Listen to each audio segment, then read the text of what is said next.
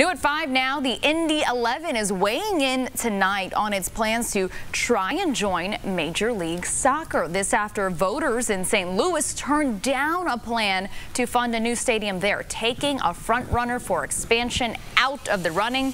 RTV6's Brad Brown joining us now. Melissa, good afternoon. The Indy 11 had another big crowd for their 2017 home opener last week, and the team is hoping to be one of 4 selected for Major League Soccer's proposed addition of franchises that'll happen over the next 3 years. But the St. Louis vote has been an eye-opener to the process.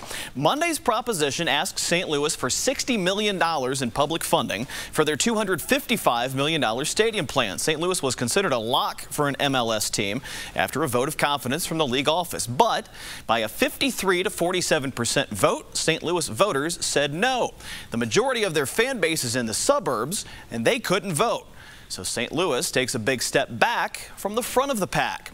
Indy remains on this list of 12 cities that filed for the MLS expansion bids. Again, the league is planning to add 4 teams. The first 2 would start play in 2020. Sacramento is pretty much a done deal. That city has approved its stadium deal. And San Diego will put their $1 billion stadium and residential development plan up for public vote in November.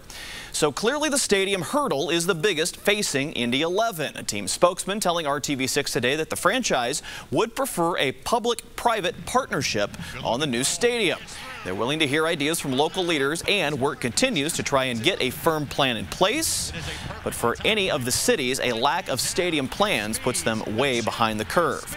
The MLS executives will meet again coming up April 24th. No word yet if any expansion announcements will be made then. Bottom line is this: St. Louis leaving the mix gets everyone else a little closer, but not by much. Indy is still a long shot in all of this, and there are some big steps to take before Major League Soccer would be playing here. Melissa?